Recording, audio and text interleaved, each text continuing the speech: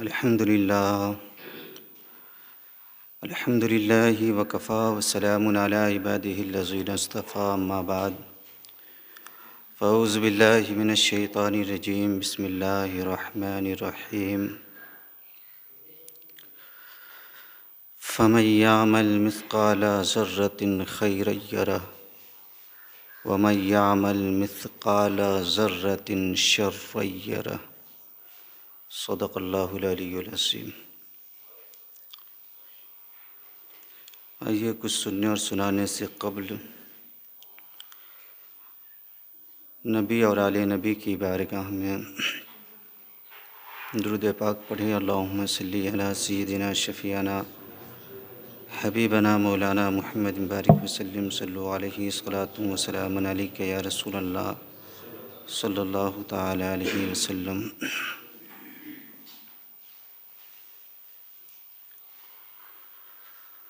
حضرات محترم، قرآن مقدسہ کہتا ہے فَمَن يَعْمَلْ مِثْقَالَ ذَرَّةٍ خَيْرًا يَرَهُ وَمَن يَعْمَلْ مِثْقَالَ ذَرَّةٍ شَرًّا يَرَهُ، جس کا مفہوم یہ ہے کہ جو شخص ذرہ برابر بھی نیکی کرے گا وہ اس کو وہاں دیکھے گا، اور جو شخص ذرہ برابر بھی بدی کرے گا اس کو وہ وہاں دیکھے گا۔ یعنی آپ یہاں ذرہ برابر نیکی کریں یا بدی کریں، اس کو آپ بروز قیامت میدان محشر میں اسے آپ دیکھیں گے۔ لہٰذا نیکی کا کام کیا کریں، برائی کے کاموں کو چھوڑا کریں۔ جب آپ نیکی کا کام کریں گے تو آپ کا ٹھکانہ جنت میں ہوگا، آپ کا ٹھکانہ جنت میں ہوگا۔ وہ جنت جن کے بارے میں قرآن مقدسہ کہتا ہے کہ ان کے نیچے نہریں جاری ہیں۔ وَبَشِّرِ الَّذِينَ آمَنُوا وَعَمِلُوا الصَّالِحَاتِ أَنَّ لَهُمْ جَنَّاتٍ تَجْرِي مِن تَحْتِهَا الْأَنْهَارُ۔ بشارت ہے ان لوگوں کے لیے، خوشخبری ہے ان لوگوں کے لیے جو ایمان لائے اور اچھا عمل کیے، ان کے لیے جنت کے باغ ہیں، ان کے لیے جنت ہیں، وہ جنت جن کے نیچے نہریں جاری ہیں۔ سبحان اللہ، جن کے نیچے نہریں جاری ہیں۔ ہم سب اچھی طرح جانتے ہیں کہ جنت میں 4 نہریں چلتی ہیں، جس میں سے ایک پانی کی نہر ہے، ایک دودھ کی نہر ہے، ایک شراب کی نہر ہے، ایک شہد کی نہر ہے۔ جنت میں 4 نہریں ہیں اور جنت کے 8 طبقے ہیں، یعنی 8 درجے ہیں جنت کے۔ جنت ایک اور اس کے طبقے، اس کے درجے 8، اور یہ سب کے سب جنتیوں کے لیے ہی ہیں۔ سبحان اللہ۔ جیسے ٹرین ایک اور اس کے ڈبے انیک ہوتے ہیں، اے سی کے ڈبے، سلیپر کے ڈبے، جنرل ڈبے، ٹرین ایک ڈبے انیک، اور یہ سب کس کے لیے ہوتے ہیں؟ مسافروں کے لیے ہی ہوتے ہیں۔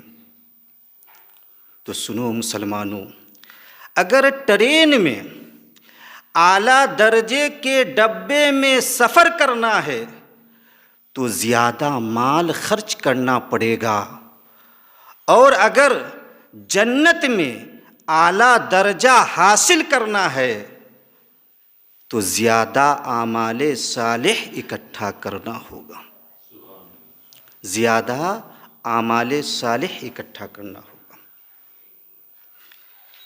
لیکن یاد رکھیں کہ اگر کوئی ادنا درجے کا بھی جنتی ہوگا، سب سے نیچے درجے کا بھی جنتی ہوگا،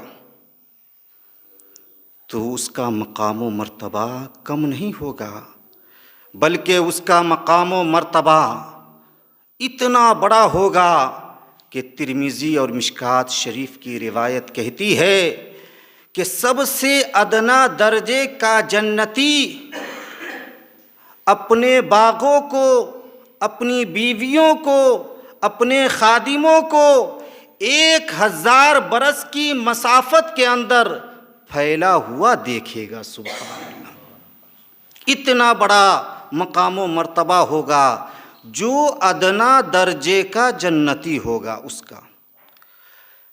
تو اب سوال یہ پیدا ہوتا ہے کہ جب ادنا درجے کے جنتی کا اتنا بڑا مقام و مرتبہ ہے تو پھر جو اعلیٰ درجے کا جنتی ہوگا اس کا مقام و مرتبہ کتنا بلند و بالا ہوگا۔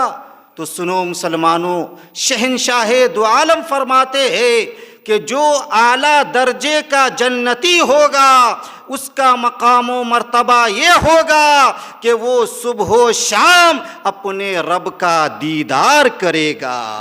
سبحان اللہ، وہ صبح و شام اپنے رب کا دیدار کرے گا۔ حضرات، ادنا درجے کا جنتی ہو یا اعلیٰ درجے کا جنتی، شرط یہ ہے کہ جنت میں پہنچنے کے لیے پہلے ایمان کو درست کرنا ہوگا اور اچھے اعمال اکٹھا کرنا ہوگا۔ اگر ایمان و عمل درست نہیں ہے پھر تو ٹھکانہ جنت میں ہو ہی نہیں سکتا۔ اگر ایمان و عمل درست ہے پھر آپ کا ٹھکانہ جنت میں، اگر ایمان و عمل درست نہیں ہے تو پھر آپ کا ٹھکانہ جہنم میں ہوگا۔ اللہ اکبر کبیرہ، وہ جہنم جس کی گہرائی کا یہ عالم ہوگا کہ اگر کوئی اس میں پتھر کی چٹان پھینکے تو 70 برس میں بھی وہ چٹان جہنم کی تہ تک نہیں پہنچ پائے گی۔ اللہ اکبر کبیرہ، اتنا گہرا جہنم ہوگا، اس میں لوگوں کو، مجرموں کو ڈالا جائے گا۔ وہ جہنم جس کی آگ کے بارے میں شہنشاہ دو عالم نے ارشاد فرمایا کہ پہلے 1000 برس تک جلائی گئی تو وہ لال ہوئی، پھر 1000 برس تک جلائی گئی تو وہ سفید ہوئی، پھر 1000 برس تک جلائی گئی تو وہ کالی ہوئی۔ وہ کالی آگ اپنے اندر آنے والے جہنمیوں کا انتظار کر رہی ہے۔ لہذا اگر جہنم سے بچنا چاہتے ہیں، جنت میں جانا چاہتے ہیں تو ایمان کو پختہ کیجئے، اعمال کو درست کیجئے، انشاءاللہ الرحمن آپ کا ٹھکانہ جنت میں بن جائے گا۔ سبحان اللہ۔ ورنہ یاد رکھیں کہ جہنم میں جانے کا جو سب سے پہلا کارن ہوگا نا، یہ نماز کا چھوڑنا ہوگا۔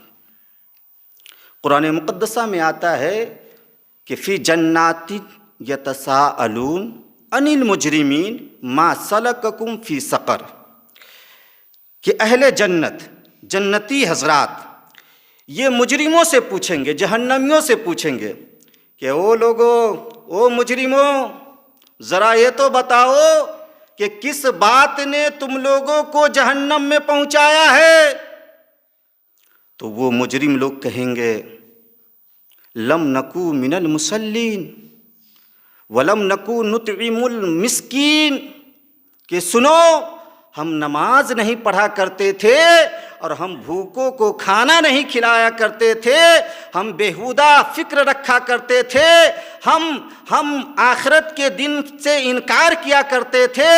انہی چیزوں نے، انہی باتوں نے ہمیں جہنم میں پہنچایا ہے۔ سب سے پہلا کارن نماز کا چھوڑنا۔ وہ کہیں گے لم نکو من المصلین کہ ہم نماز نہیں پڑھا کرتے تھے، اس بات نے ہمیں جہنم میں پہنچایا۔ ولم نکو نطعم المسکین اور ہم فقیروں کو، جو بھوکے لوگ تھے، مسکین کو کھانا نہیں کھلایا کرتے تھے، اس بات نے ہمیں جہنم میں پہنچایا ہے۔ لہٰذا نماز بھی پڑھیے اور دوسرے اعمال صالح بھی کیجیے۔ نماز پڑھنے کا مطلب یہ نہیں ہے کہ ہم نماز پڑھتے رہے اور باقی ساری برائیوں کو بھی کرتے رہے، ایسا ہرگز نہیں ہے۔ اگر ہم نماز پڑھ رہے ہیں تو ہمیں ساری برائیوں کو بھی چھوڑنا پڑے گا۔ سب سے پہلے اپنے دل کو صاف کیجئے، پھر جسم کو صاف کیجئے، پھر رب کی بندگی کیجئے، یقیناً آپ دونوں جہان میں کامیاب و کامران ہو جائیں گے، دونوں جہان میں کامیاب و کامران ہو جائیں گے۔ نیکی کرنے والا ہمیشہ شاد و آباد رہتا ہے اور برائی کرنے والا ہمیشہ تباہ و برباد رہتا ہے۔ اس موقع پر میں مشکات شریف کی ایک حدیث آپ کے گوشے گزار کرنے جا رہا ہوں، جو کتاب الزکوٰۃ کے اندر مذکور ہے، اور بڑی ہی نصیحت آمیز یہ حدیث مقدسہ ہے، جس کا مفہوم ہے کہ پیغمبر اسلام نے ارشاد فرمایا کہ ایک شخص سنسان بیابان میدان میں تھا، بادل کا ٹکڑا گزر رہا تھا، تو اس نے بادل کے ٹکڑوں میں سے ایک آواز سنی کہ کوئی کہنے والا بادل کے ٹکڑے سے کہہ رہا ہے کہ اس جانب جا اور فلاں کے باغ کو سیراب کر، فلاں کے باغیچے کو آباد کر۔ بدلی کے ٹکڑے سے یہ آواز آئی کہ اس جانب جا، فلاں کے باغ کو سیراب کر۔ اس کے بعد وہ بادل کا ٹکڑا ایک جانب گیا اور ایک پتھریلی زمین پر جھک کر زور زور سے برسنے لگا، اور برس کر پھر وہ واپس چلا گیا۔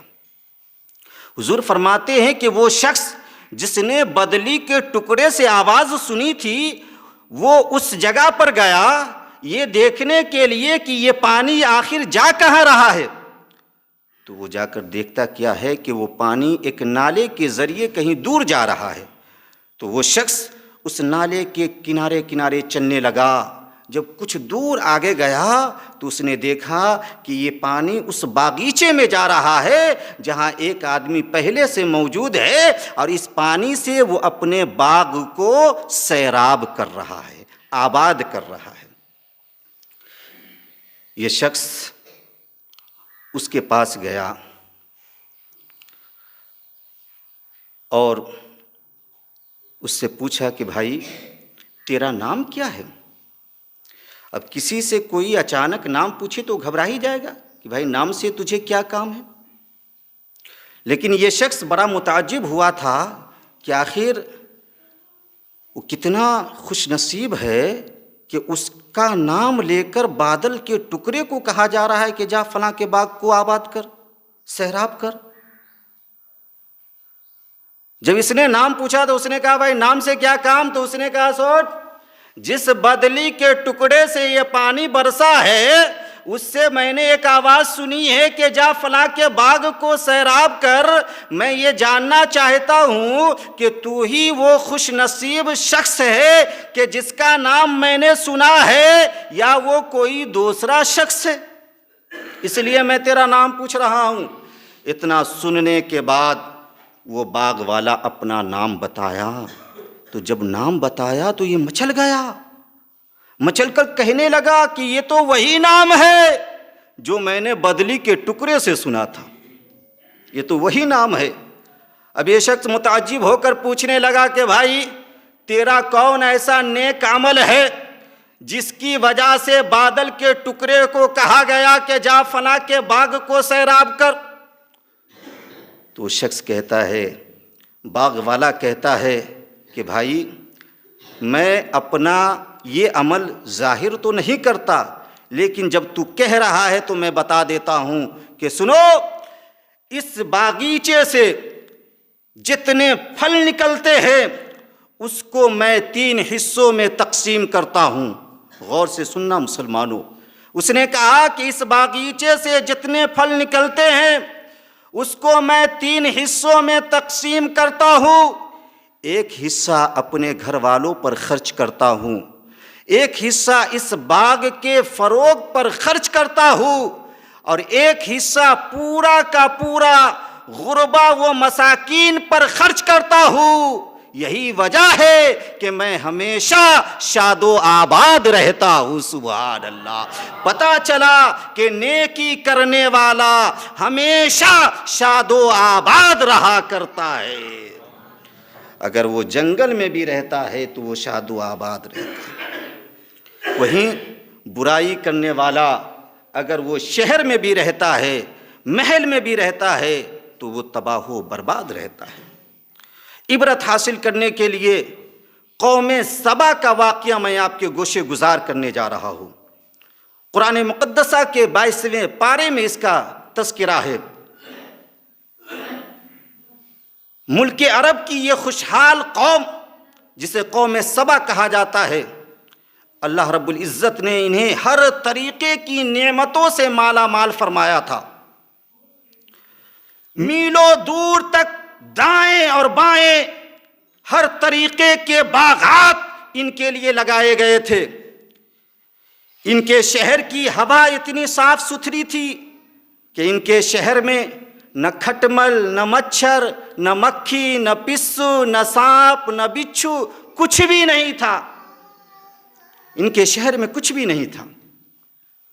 اللہ رب العزت نے قوم سبا سے فرمایا تھا کہ سنو، تم لوگ کھاؤ پیو اور اپنے رب کا شکر ادا کرتے رہو۔ لیکن یہ خوشحال قوم خوشحالی اور مال و دولت کی فراوانی کی وجہ سے مغرور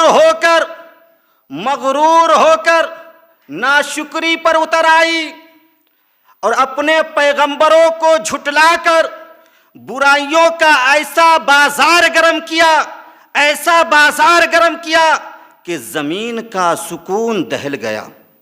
حد تو تب ہو گئی کہ جب اس کے سردار کا ایک بیٹا مرا تو وہ اللہ کو ہی برا بھلا کہنا شروع کر دیا، وہ اللہ کو ہی گالی بکنا شروع کر دیا، اور آسمان کی طرف منہ کر کے تھوکا اور اپنے لوگوں سے بھی تھکوایا۔ تب جا کر قہر خدا عذاب کی صورت میں ان لوگوں پر نازل ہوا اور بربادی کا ایسا سیلاب آیا کہ چند لمحے میں ہی ساری خوشحالی بھی ختم ہو گئی، آبادی بھی ختم ہو گئی، مال بھی ختم ہو گیا، جان بھی ختم ہو گئی، یہاں تک کہ اس شہر کا، اس بستی کا نام و نشان بھی ختم ہو گیا۔ پتہ چلا کہ برائی کرنے والا ہمیشہ تباہ و برباد رہا کرتا ہے اور نیکی کرنے والا ہمیشہ شاد و آباد رہا کرتا ہے۔ اس لیے مسلمانوں، زمانے کی رفتار، گردش لیل و نہار، کائنات عالم کے ہر حرکات و سکنات، دور حاضر کا ہر اتار اور چڑھاؤ تمہیں جھنجھوڑ کر بیدار کر رہا ہے اور پر درد لہجے میں یہ پیغام دے رہا ہے کہ وہ دنیا کے مسلمانوں، اب سے بھی سنبھل جاؤ اور برائی کے راستے کو چھوڑ دو، اچھائی کے راستے پر چلنے لگو، ورنہ یاد رکھنا کہ نہ سنبھلو گے تو مٹ جاؤ گے۔ اے غافل مسلمانوں، تمہاری داستان بھی نہ ہوگی داستانوں میں، اور طریق مصطفیٰ کو چھوڑنا ہے وجہ بربادی۔ اسی سے قوم دنیا میں ہوئی بے اقتدار اپنی، اسی سے قوم دنیا میں ہوئی بے اقتدار اپنی۔ تو خلاصہ کلام یہ ہوا کہ نیکی کرنے والا ہمیشہ شاد و آباد رہتا ہے، اور برائی کرنے والا ہمیشہ تباہ و برباد رہتا ہے۔ فَمَن يَعْمَلْ مِثْقَالَ ذَرَّةٍ خَيْرًا يَرَهُ وَمَن يَعْمَلْ مِثْقَالَ ذَرَّةٍ شَرًّا يَرَهُ۔ جو شخص یہاں ذرہ برابر بھی نیکی کرے گا نا، وہ اس کو وہاں دیکھے گا، اور جو شخص یہاں ذرہ برابر بھی بدی کرے گا وہ اس کو وہاں دیکھے گا۔ اس لیے اللہ اس کے رسول کو حاضر و ناظر جان کر اپنی زندگی کا حصہ گزارے، اپنی آخرت کو درست کرنے کے لیے اچھے اعمال اکٹھا کرتے رہے، یقیناً آپ دونوں جہان میں کامیاب و کامران رہیں گے۔ اللہ رب العزت ہم سبوں کو نیک کام کثرت کے ساتھ کرنے کی توفیق عطا فرمائے۔ وآخر دعوانا ان الحمد للہ رب العالمین۔ السلام علیکم۔